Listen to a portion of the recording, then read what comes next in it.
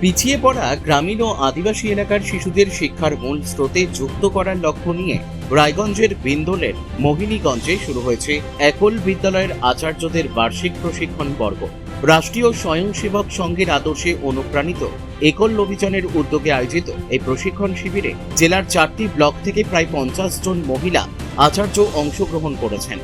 প্রশিক্ষণ শিবিরে জানানো হয়, একল বিদ্যালয়ের আচার্যরা শুধু 4 থেকে 14 বছর বয়সী শিশুদের প্রাথমিক শিক্ষা প্রদান করেন, পাশাপাশি গ্রামের মায়েদেরও সচেতনতা ও শিক্ষামূলক কার্যক্রমের সঙ্গে যুক্ত করেন।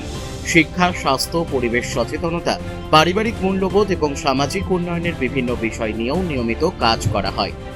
উত্তর দিনাজপুর জেলায় 2015 সাল থেকে একল বিদ্যালয়ের কার্যক্রম শুরু হয়েছে। বর্তমানে জেলার বিভিন্ন প্রান্তে মোট 294টি পাঠদান কেন্দ্র পরিচালিত হচ্ছে। স্বল্প সাম্মানিকের বিনিময়ে স্থানীয় মহিলারা আচার্য হিসেবে এই দায়িত্ব পালন করছেন এবং প্রত্যন্ত এলাকার শিশুদের কাছে শিক্ষার আলো পৌঁছে দিচ্ছেন।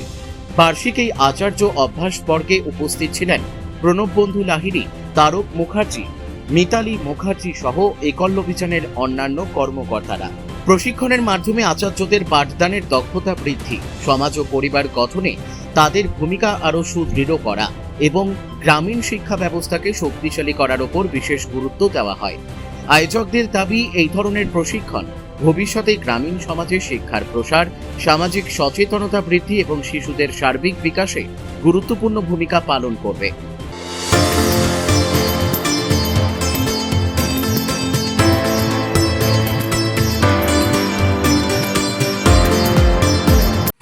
আমাদের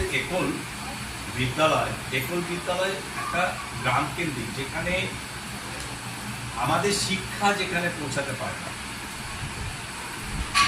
আমাদের সরকারি সুবিধা যেখানে পৌঁছাতে পারে না, সেই সমস্ত জায়গায় আমাদের একল বিদ্যালয় পৌঁছে গেছে। দূর দূরান্ত, পাহাড় পর্বত, নদী নালা পার করে সরকারি ব্যবস্থা যেখানে এখন অব্দি পৌঁছাতে পারেনি, সেখানে ব্যবস্থা একল বিদ্যালয়, একল গ্রাম সমিতির মাধ্যমে এবং একল আচার্যের দ্বারাই এই একল বিদ্যালয় পরিচালিত।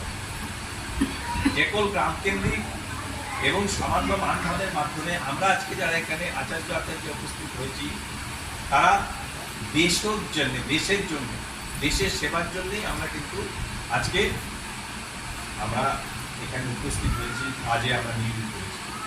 আমাদের বর্ডারের আশেপাশে বাড়ি বা এরকম কিছু না। সুতরাং আপনারা বাচ্চাদের সজাগ রাখুন, কারণ আপনারা সাধারণত গ্রামের প্রতিটা মানুষকে চেনেন তো। গ্রামের যখন প্রতিটা মানুষকে চেনেন, নতুন কোনো মানুষ আসলেও কিন্তু আপনারা চিনতে পারেন। সেই নতুন মানুষটা খুবই সচেতন থাকে, যাতে সেই নতুন মানুষটা এমন কোনো বিষয় নিয়ে আমাদের মধ্যে প্রকাশ না পায়, যেটা আপনার গ্রামকে, আপনার শহরকে, আপনার দেশকে। রায়গঞ্জ থেকে রামকৃষ্ণ দাসের রিপোর্ট, কুলিক নিউজ।